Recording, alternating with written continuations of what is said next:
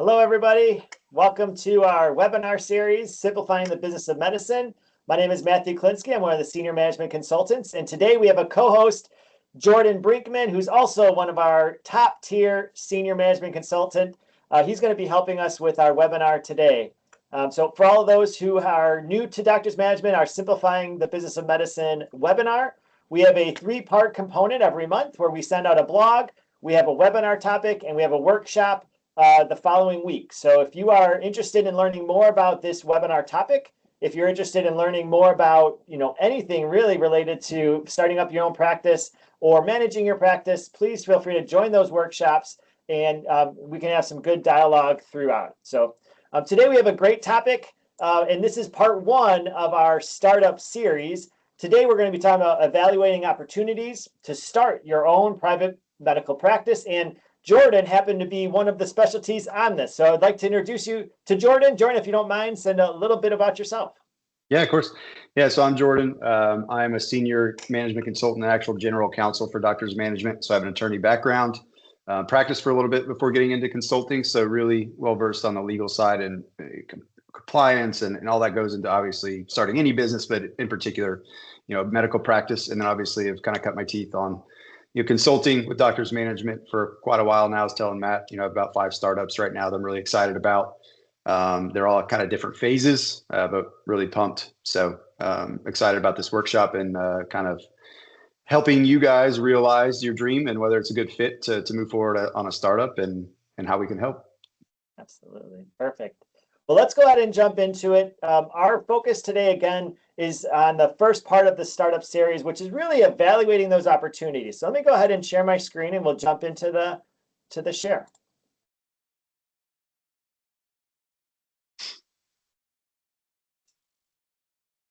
All right, so this is our bios. For anyone who wanted to go back and learn more about us, we also can be found on doctorsmanagement.com.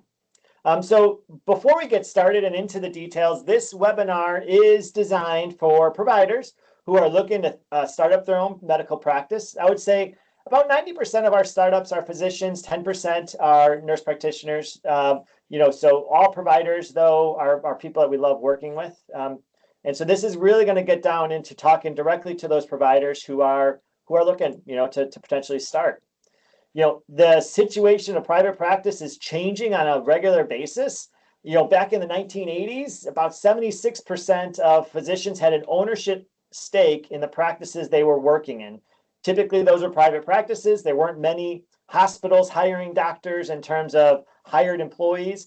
As we go into the 2012s, that number dropped to 60%, and now, most recently in 2024, only 42%. So many factors go into it, and we're going to talk a lot about those today. But what we want to talk about is really, if you have that passion, if you have the desire, and you have those opportunities, we'd love to be able to help you along that journey. The reason why Jordan is our co-host today is he wrote this beautiful article, Why a Feasibility Study is Essential for a Medical Practice Startup. You can find it on our website. We also emailed it out to you along with this webinar announcement. So feel free to go through that and kind of dive deeper into this topic. So we're going to cover 4 things, and we're going to hand it over to Jordan to really dive into these 4 components. The first one is really assessing if private practice is the right move for you. The next one is really reviewing those practical signals and local demographics. The third topic is location strategy that supports referrals and access to the type of practice you want to create. And then the 4th thing is identify key differentiators for your future practice. So without further ado, I'm going to hand this over. Let's listen to the wise Jordan as he goes through the guidelines of starting a practice. So all yours, Jordan. Yeah, as you saw on the agenda slide, the overview, the first topic is private practice the right move for you? And that's an important question to ask yourself or for anybody looking to start a business. But again, in particular, medical practice, because it's not right for everybody. You can have a really great career, satisfying career, right, as in the employed model or other avenues, as a physician providing care. But again, as you saw the statistics, the dwindling percentage of physicians with ownership stake, there are, as we said, many reasons for that, but it doesn't mean that the physician-owned practice, the private practice, is not sustainable or feasible. It's just not for everybody. right? And we truly believe the best care is through that private practice, really well run and physician-owned practices providing care. But one thing you need to ask yourself is kind of your risk tolerance, because with any startup, what is the risk? Where are you at in life, right? Can play a key part of that. Are you an entrepreneur in spirit? Do you like to bet on yourself? Are you competitive in nature? Like what is your personality type, right? So you can look at it, things to consider are there: financial, family, time. I did a feasibility study this time last year with a primary care physician, and it was ready to make the jump. We did the financial projections on her model for primary care, is pretty traditional, and then a demographic study in her area. And she just, when it came down to it, she decided to kind of pause on it at that time, because she was like, what happens? We have one kid right now, pretty young, and we are still at that point where we want to have 1 to 2 more. And so it's that time. It's like, it may not be the right time right now, but that doesn't mean it won't be in 5 years, right? Whereas on the opposite side, another really a success story I had, this physician knew he was going to bet on himself right out of fellowship. He had no desire to be in an employed model. His model, it was a nephrology practice. His model, when we did the feasibility study and the market analysis with competitors, it came back feasible, and he's just like, let's go. And he's never looked back, right? So he knew he wanted to make the jump. Risk tolerance he knew it was there. But again, it kind of made sense for him, on down the line, no matter kind of where he was. So just looking at that, autonomy versus security trade-offs, another one.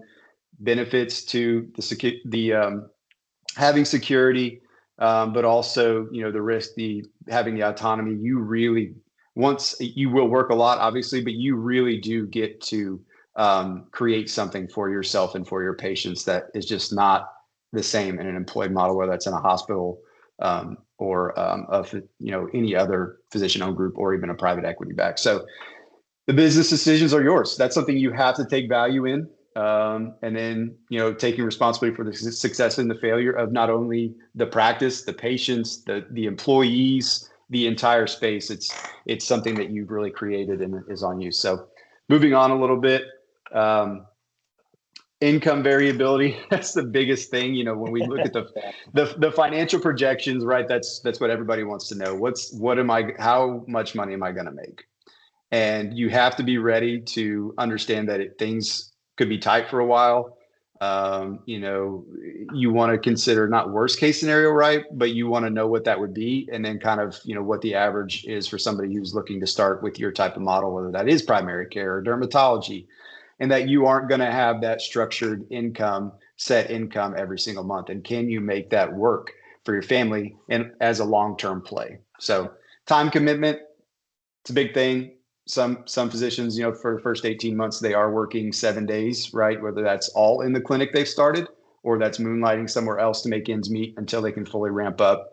And then what we put there, need to learn all aspects of business. And that's really where we love our job, right? Because you guys are the experts in patient care and medical clinic, and running the medical side of a practice.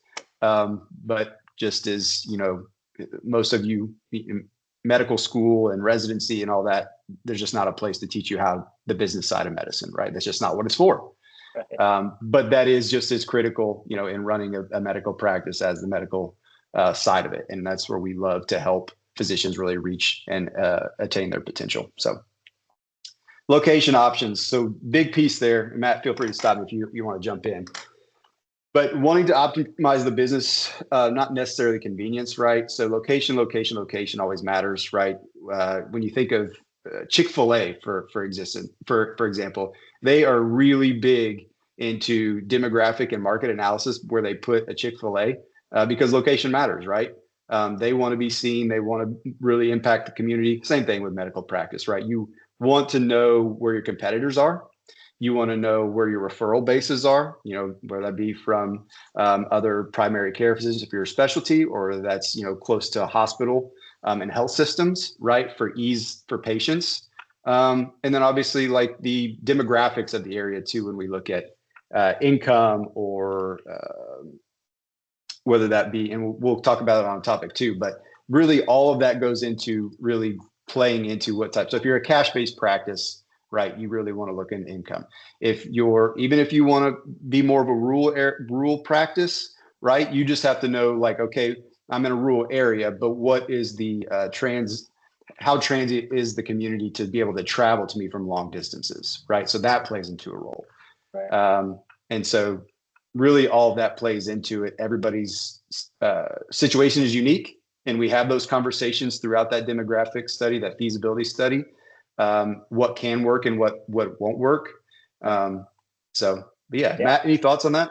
Yeah, I mean, I think the last thing is really it depends on your specialty as well. I mean, the location, if you are a dermatologist and you are opening up next to a dermatologist that's been there for 10 years, that no matter how good your fundamentals of the business, no matter how much you put into it, it could be the perfect space, but if it's in the wrong location, then it's just you're kind of fighting the current, and it's going to be much harder than if you're in a position where there isn't a dermatologist around for 10 miles or 15 miles, if there is such a place like that anymore. But the right intentions, the right planning, it goes all the way through the location. And I would even challenge you that if you are thinking about a practice and you're okay with the variable compensation, you're okay with the time, you're okay with everything else, but the location isn't optimal, I would really, really encourage you to keep looking, because pushing that off 3 months or 2 months to find that better spot just saves you thousands of dollars in the future, because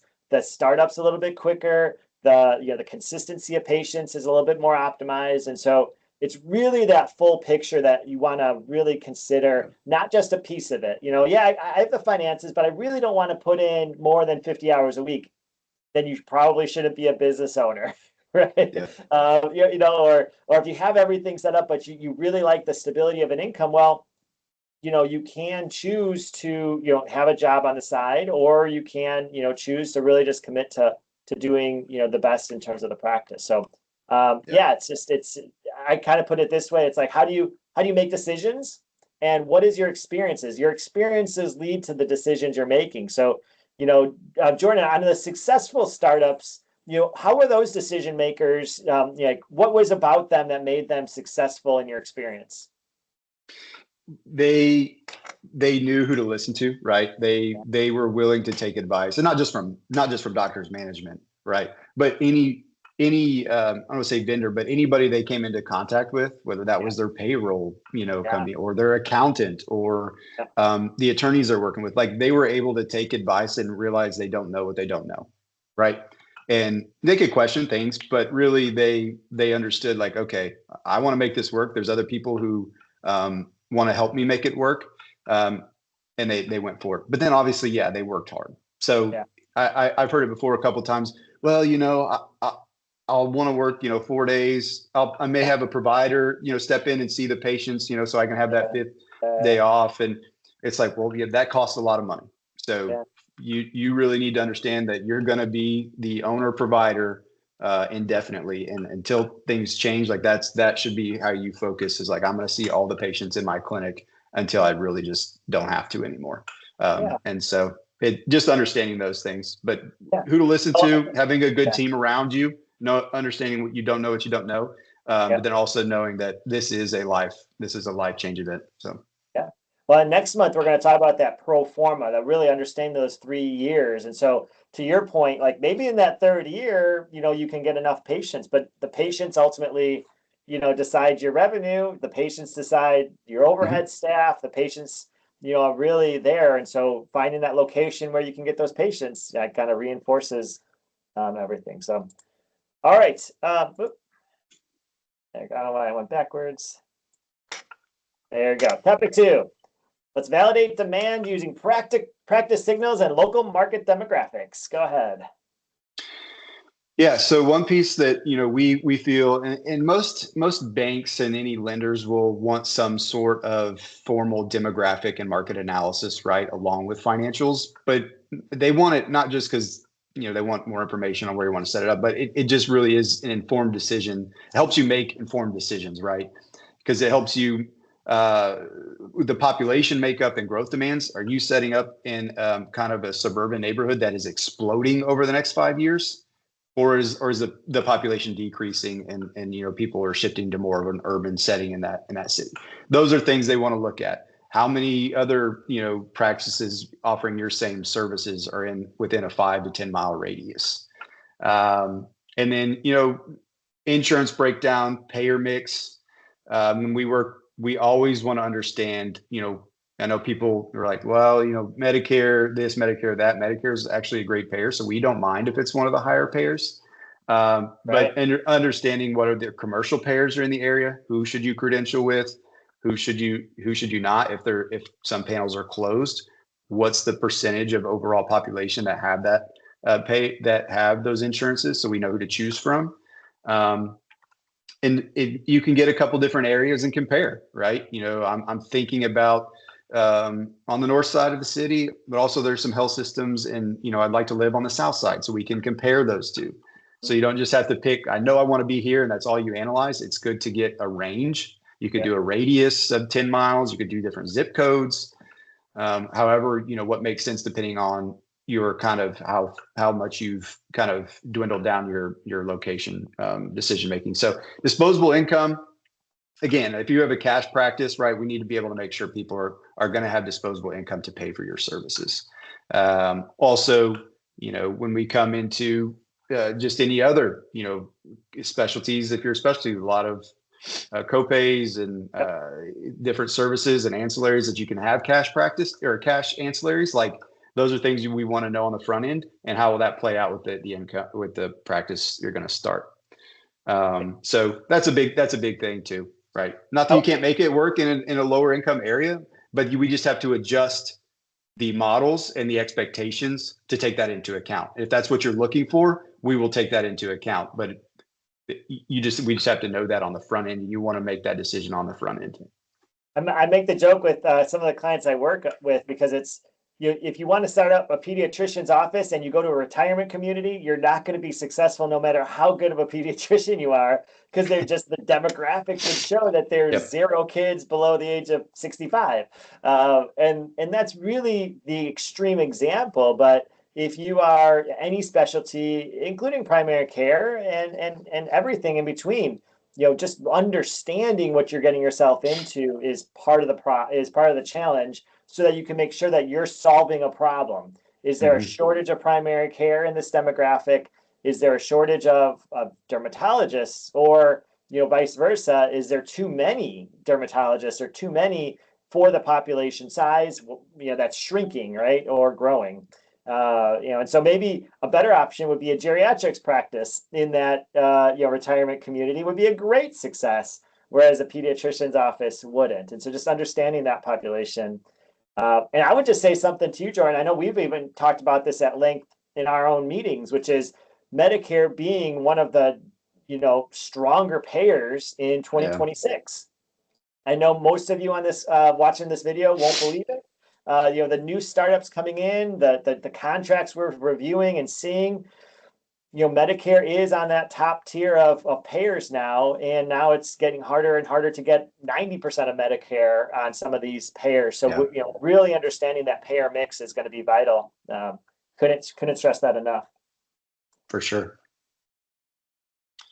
Local wait times, for visits and procedures kind of goes into that competition, right? Is it an oversaturated market? We can figure out from either some local, from asking or calling around to different competitors, or and seeing if they're 3 weeks, 6 weeks out from seeing new patients, right? We were like, okay, we know that we can maybe fit into that model and take some of the calls and demand away from them. So we could, because obviously, you're gonna, once you open, you can see them next day or even the same day, right? So so that's what we try to understand there. But understanding that, that's diving a little bit deeper on that front end of the demographic and the market analysis too, which can help you, one, obtain financing, but two, feel more comfortable about, hey, patients are going to find me, and patients just want to be seen. We do, done this a long time. Patients really, they just want to be seen, and then building the relationship with them to keep them in the practice is vital after that. what's missing in the current providers. What is the oversaturated? Are there certain service lines? Big thing about, and this is very specific, but about 5 to 6 years ago was the IV, therapy. So a lot of people, it wasn't as big of a deal. It was kind of new. It was cash, $175, $200 a pop. I had 2 clinics. They went gangbusters the first, 6 months they started it. Well, then, 2 years later, we kind of plateaued and the numbers started dwindling a little bit. And it was like, wonder what's going on. So when we redid kind of a market analysis, they were already in established practice, but we looked at it, it's like, wow, our competitors went from like 1 to 15 in a 10-mile radius, right? Yeah. And so doing some research like that, maybe not just in the traditional, like I'm going to start a dermatology practice, but okay, what specific lasers and are offered with cosmetic dermatology in the area? What are their prices? They're missing some things. They may not have estheticians or what have you, and we can do all that research as well. So beyond just the specialty competitors that are there, but what are they actually offering their patients? Do they have physicians, right? Or are the competitors solely mid-levels or APPs, right? That's a big thing now to help the gap in care is mostly mid-levels to be hired or starting their practices in some states where it's allowed. So a positive could be a physician-owned practice in the area is really helpful for patients. So those are some questions that you want to look at too, and we can cover that you would want covered in that market analysis and that demographic study. So, and it really goes back to that risk. Like, how do you make decisions? Well, part of it is you got to know the baseline starting, because if you don't even know, if you're not in the same area, if you're not in the same expectations, then your decision making could be very logical, just again not in the right demographic city or part of the city or even 10 miles away. I mean, it could be a whole different game if you have a population that's on one spectrum versus the other spectrum. And so just understanding that is the key. So planning to be successful is part of the key before you even start from that. Yep.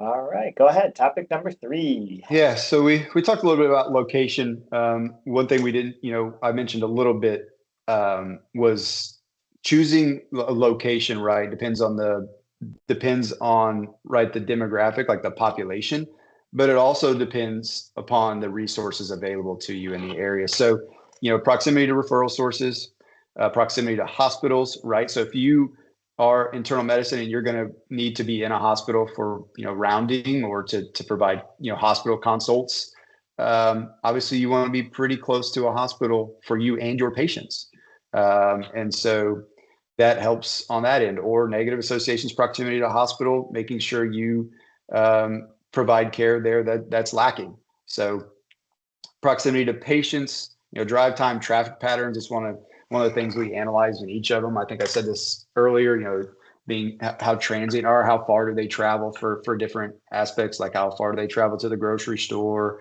or how far do they travel to work. That shows the willingness to travel for healthcare too. They're, in a busy city, probably not going to want to travel more than 5 minutes, right? And so if we want to take that into account. And then obviously referral sources, it's okay to be next to other doctors' offices in like a medical complex, right? Where they know, oh, hey, Dr. Kalinsky is setting up, Dr. Kalinsky is setting up his practice here. Now I know I have a space to refer my patients to. And I can, see him and get to know him and build a relationship. So those are key aspects too. And again, it comes down to finding space, right? And so the perfect space may be available on day 1 when we start looking, or it may be day 250, right? It may take 6 to 9 months to find that space, and we just have to go in with kind of open eyes and just saying, okay, what are we getting ourselves into? We know what space we want, and really not backing off of that. You may have to budge a little bit, Ben, but we don't want to make decisions just to rush through it and get something started. So. Yeah, the other big thing I see too frequently, unfortunately, is that they overpay for a price for the rent, and that really puts people at financial difficulty. When they could get a spot for $3,500, they're paying $10,000 And that just what I've seen, that 9, 10 months into it is, they still struggle because it just was outside of the price, but I was a decent location, but it's got to be so many factors, all put into play. Mhm. So moving on to the next slide, so just some more considerations as you're looking through a specific space. So the patient provider parking, are you going to have to build a parking lot, right? A lot of cities have codes and guidelines and requirements for enough parking.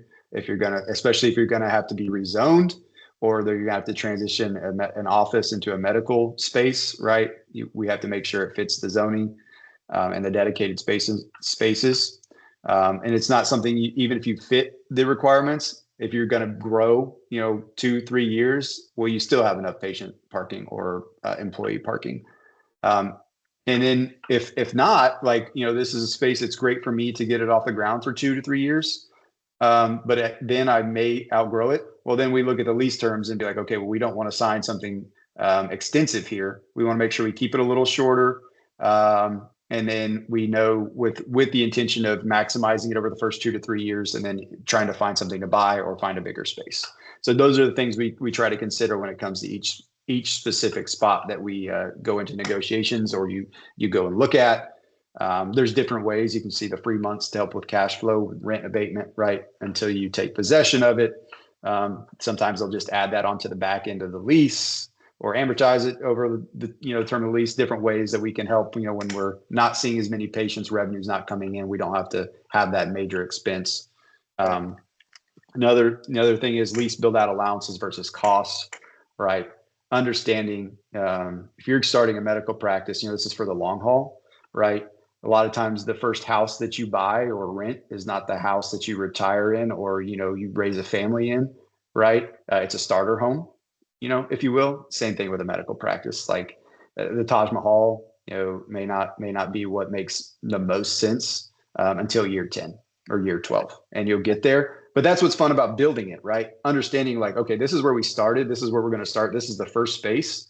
We're going to maximize it. We're going to use it to create our name, our brand, and take care of our patients, with the idea of like, we're going to build something on down the road that's going to be even better, right? You don't get to do that in an employed model, and you don't get to do that really in any other setting. But understanding that takes time, and it takes investment and everyday work. And so knowing that on the front end too, there are ways to get around, building out a major space right now is almost cost prohibitive. It is. So finding space that either just needs, a couple of walls put up, some paint, new flooring, but something that's a total gut job and is a build out from a shell may not make the most sense. It might for some people, right, depending on their financial state, but for the most part, for large majority of our startups, that's not really where we start out. So yeah, because even if you had the money to do it, it's recouping that money, is really tough. The cost of labor, the cost of supplies, and the cost of interest right now are just not. It just doesn't make financial sense sometimes. Yep. Borrowing money is not cheap right now, like we were looking at 4 or 5 years ago. Oh, yeah. Good old days. All right. Yeah, the only thing I would add to that is, these terms are tricky. That's probably the toughest negotiation, because you're like, well, it's good today and it's good for maybe one more provider, but I really want that third provider, or I really want, this component of the practice. I really want to get a PFT machine in my primary care clinic. There's not enough room for it. Those types of things it's tough. And that's, again, goes back to principle number one. How do you make decisions? What is your risk tolerance? And are you willing to bet on yourself? And so as you kind of go through these processes, having that vision and establishing it, making sure the vision makes dollars and cents, really goes a long way, one step after another. If you were to just jump in and say, I want a PFT machine with a 10-year lease, you're gonna make some mistakes there. So. Yeah, and I think it's on the lease terms and lease negotiation, not to belabor the point, but it is really, really critical that you work with a real estate group that is very, very familiar with healthcare, right? That is in the area that you're looking to start. We know some specific ones that only deal in healthcare lending or healthcare leasing. Work with private groups. that's ideal. It doesn't even have to be that. Whatever real estate group you're working with who's negotiating on your behalf, that they are very aware of the market for healthcare in your area. So, All right, last topic. yeah. So how do we differentiate ourselves as we're starting a practice and we're not just starting the same thing again, from the physician down the street, right? Obviously, we want to be able to attract new patients, carry existing patients to the new practice if we have our own patient panel already. Is there high enough demand for the unique services? So, starting a practice right now, a psychiatry practice, and they're looking to do Spravato.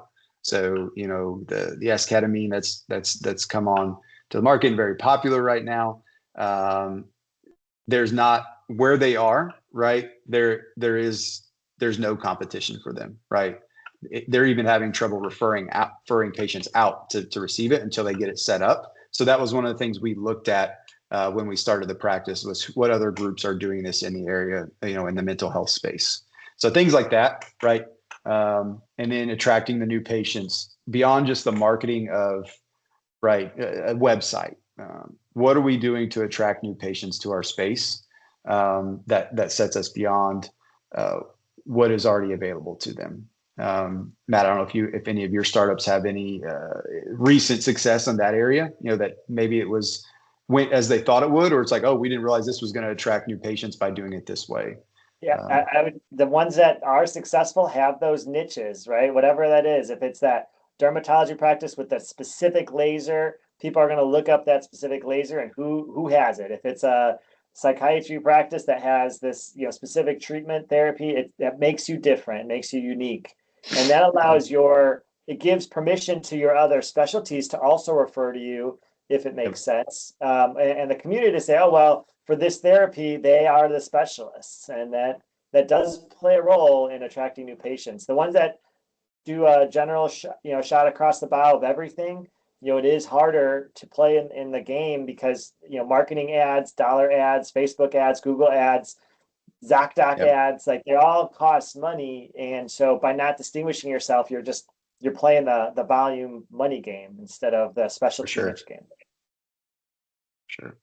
And that could be something as like, if I'm a family practice or primary care and I love taking care of wellness in athletes versus obesity management in kids, right? Or whatever it is, you can have still provide all of your services, but if you start talking about it and people and it comes across that you're excited about it, you do the research on it, you typically feel good when you're treating those patients, like just play to your strengths, whatever those strengths are, know it, understand it, and then tell it to the world. Yeah, don't stop telling to the world. Everybody you get should know, or everybody should understand what you're doing and why you're setting up your practice. Yep, for sure. The second piece is kind of like, your elevator speech or 30-second summary, or, writing it out on a cocktail napkin, like your business, your motto, like your mission of like really why you're in this and what makes it so special, what makes your practice so special, and being able to quickly explain that to your referral sources, to patients, to any party you come in touch with, like being able to really sell yourself in your practice. Take some time, write that out.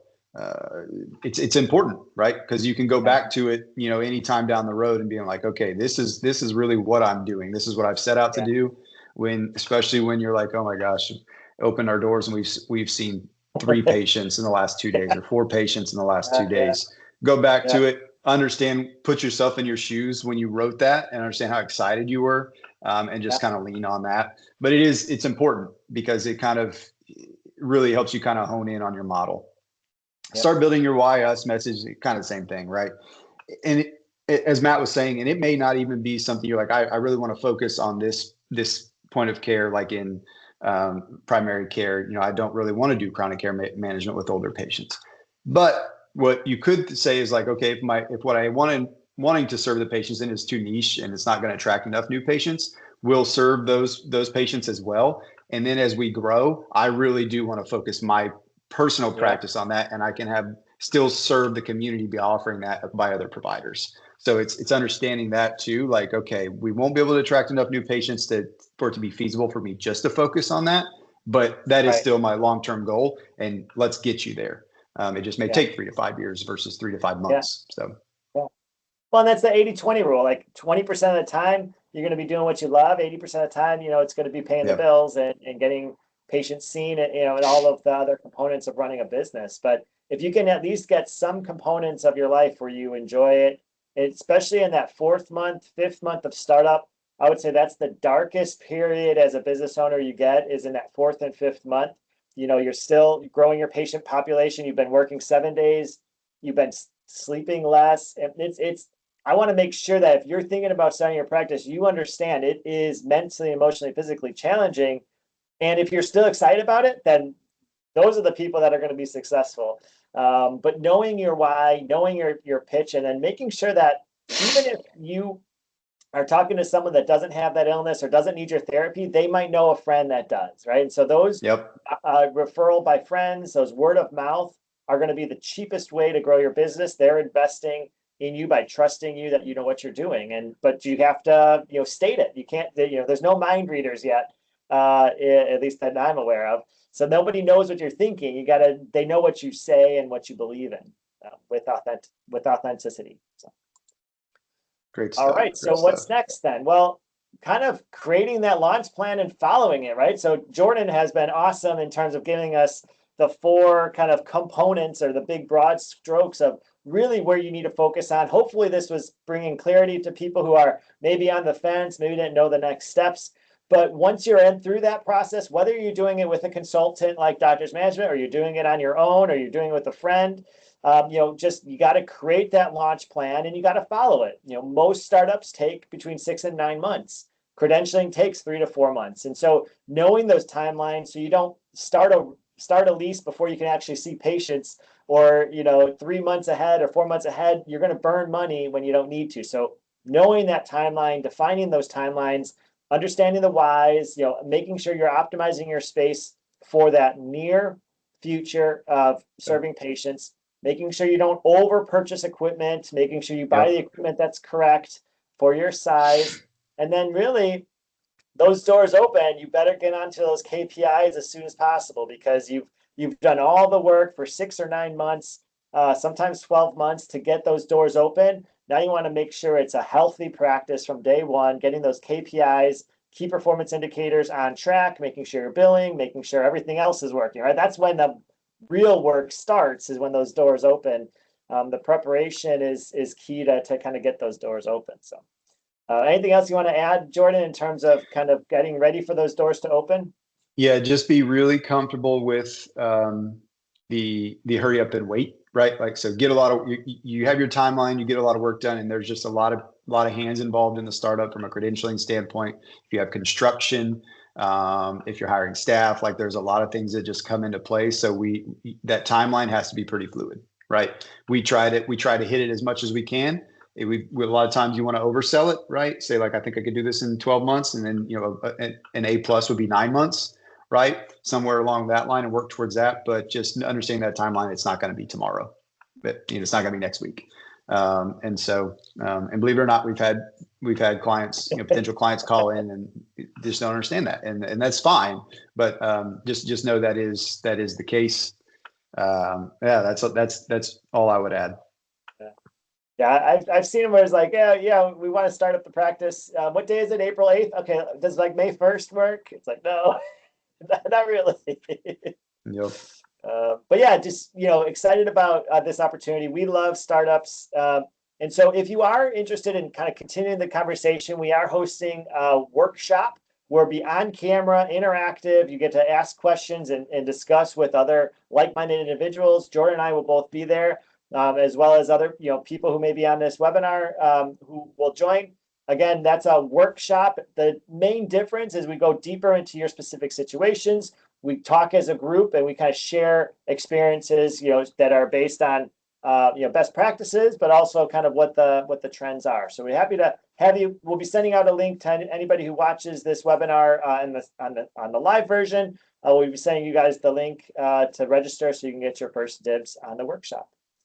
If you have any other further questions, feel free to contact us. You can find us online at www.doctorsmanagement.com. Thank you so much for everybody. Have a great rest of the day. Thank you all for your time.